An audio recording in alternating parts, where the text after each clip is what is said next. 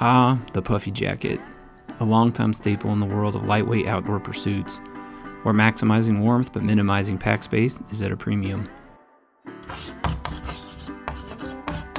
I've wanted to do a deep dive into puffy jackets for some time. Specifically, I've always wanted to know how much better synthetic insulation performs than down insulation when wet. Let's find out together. Read any article on down versus synthetic insulation, and you'll find that down seems to be superior to synthetic in nearly every aspect: warmth, weight, and compressibility. But its alleged Achilles heel is moisture, and this is where the cheaper, heavier, and bulkier synthetic insulation is supposed to shine. We tested two inexpensive puffy jackets, one with relatively affordable, untreated 650 fill goose down, and the other with a generic, inexpensive synthetic insulation. Both have a nylon shell. The down jacket does have a hood. I'm just not going to use it during testing.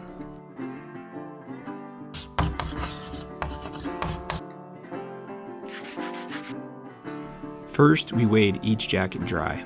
The down jacket was 321.8 grams or 11.34 ounces. The synthetic jacket, 385.3 grams or 13.6 ounces. Next, we measured the loft, or the thickness, of each jacket when dry. The down jacket was 3.9 centimeters or 1.5 inches. The synthetic jacket, 2.9 centimeters or 1.1 inches. Then, using a thermal mannequin and an environmental chamber, we determined each jacket's thermal performance when dry. The down jacket, 1.92 clo. The synthetic jacket, 1.75 clo. As expected, the dry down jacket is lighter weight, has more loft, and a higher thermal performance than the dry synthetic jacket.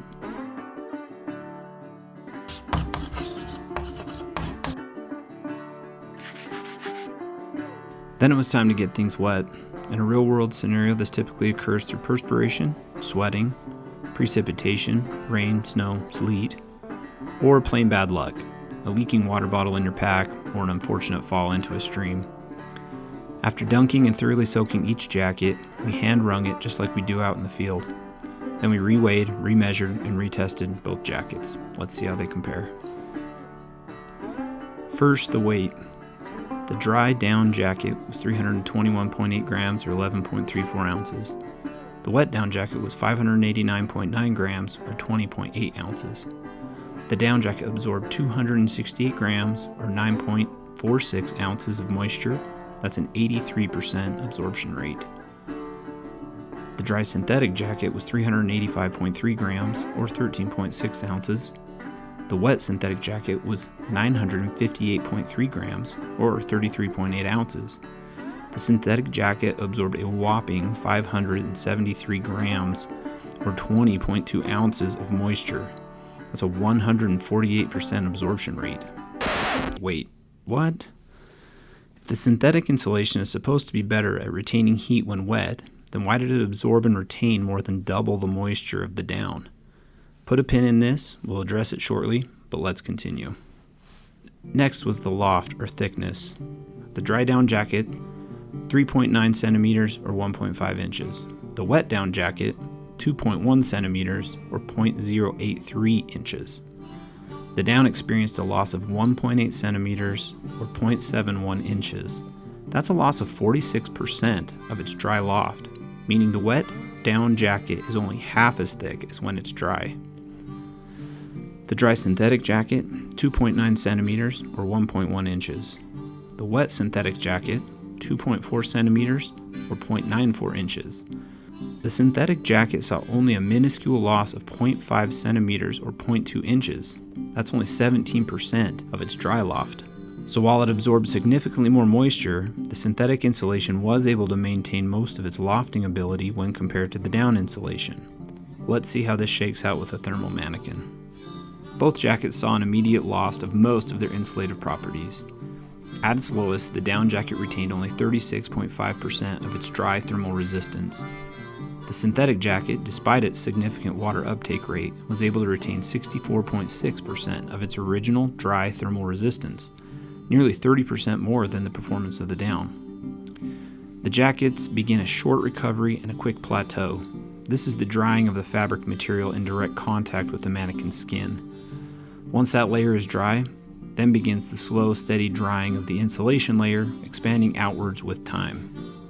Interestingly, both jackets and insulation types recovered at similar rates, despite the fact that the synthetic jacket initially absorbed a lot more moisture than the down jacket did. I took some images of the mannequin in the cold chamber with a thermal camera to visibly see the progress over time.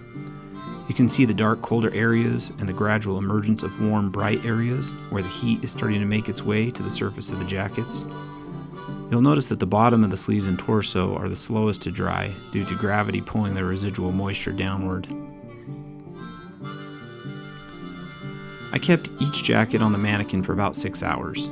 When I extrapolated the data to estimate how long it would take until each jacket returned to 100% of its dry thermal resistance, the synthetic jacket would take roughly 9 hours, compared to the down jacket taking an estimated 11 hours. Now, keep in mind that this time model is only a simulation in a hyper-controlled environment. The mannequin generates heat at a constant rate inside of a cold chamber that keeps a constant temperature. A real-world scenario has a lot of varying physiological and environmental factors to consider. This merely demonstrates that the down would likely need hours more time to fully dry compared to the synthetic insulation.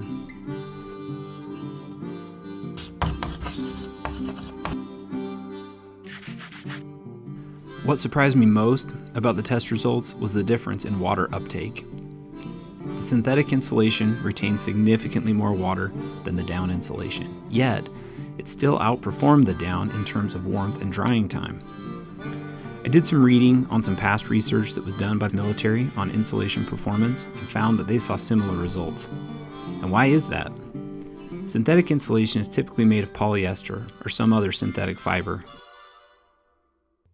These fibers have microscopic pores that trap and hold water, leading to an increased water absorption.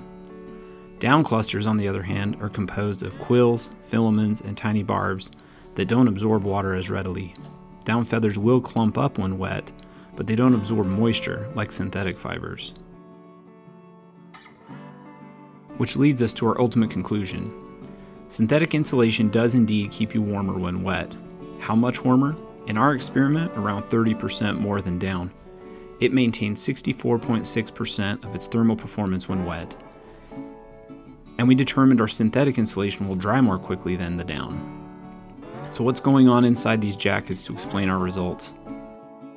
Insulation in puffy jackets, and sleeping bags for that matter, works by enclosing a layer of insulating material, in this case down clusters or synthetic material, in an outer and an inner shell. The insulating material's purpose and function is to trap air. And why is trapping air such a good insulator? Well, 2 reasons. First, air is a poor conductor of heat, meaning it creates a barrier that reduces the transfer of heat from a warm area, your skin or your body, to a cold area, the outside environment. This is true for both conductive and radiative heat loss. Second, when air is trapped within a material or between layers, it effectively increases thickness. A thicker barrier creates a longer pathway for heat to move through, which in turn slows the rate of heat transfer. When we soaked our 2 jackets, both lost some of their thermal performance, but the down insulation lost significantly more. We see the same characteristics that make down number 1 in lightweight and compressibility categories are those that put it at a severe disadvantage when wet. Those weigh-nothing, fluffy, compactable down clusters collapse and smush together when exposed to more than just a spritz of moisture.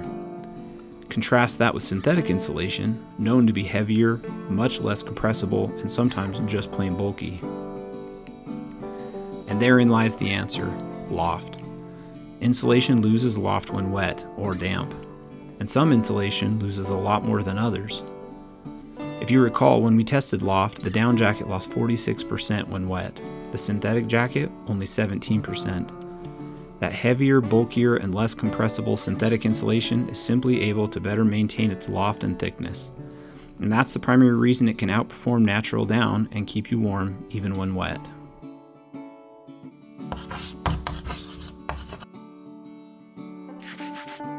So now to discuss some limitations. First, isn't natural down intrinsically water repellent? It comes from waterfowl, you know. And the answer is yes and no. Yes, down clusters are hydrophilic at the micro level, meaning that they don't absorb moisture like the microscopic pores found in synthetic insulation. But on the macro level, wet down clusters clump together and lose their ability to loft and create air pockets. Waterfowl have a much more efficient way of keeping their down dry than humans do. Second, this wasn't a true side-by-side test. The down jacket was warmer to begin with. So, if my down jacket is so superior initially, doesn't that mean it will be warmer than a synthetic jacket even if it gets wet? True, and yes. Our intent with this test wasn't to do a side-by-side test of these two jackets. Rather, it was to gain some insight on what you could expect from down and synthetic insulation products respectively. But just for argument's sake, when you look at the real numbers of these two jackets, the down jacket dropped from providing 1.92 clo to 0.7 clo, while the synthetic jacket dropped from 1.75 to 1.35 clo, and the down jacket didn't ever catch up. Last, what about other types of insulation? Water repellent down, wool, fleece, etc. Comment below if you'd like to see us do another round with more insulation types included. We'd love to make that happen. TLDR, or too long didn't watch. Synthetic insulation has less warmth to weight than natural down insulation, and has less packability or compressibility.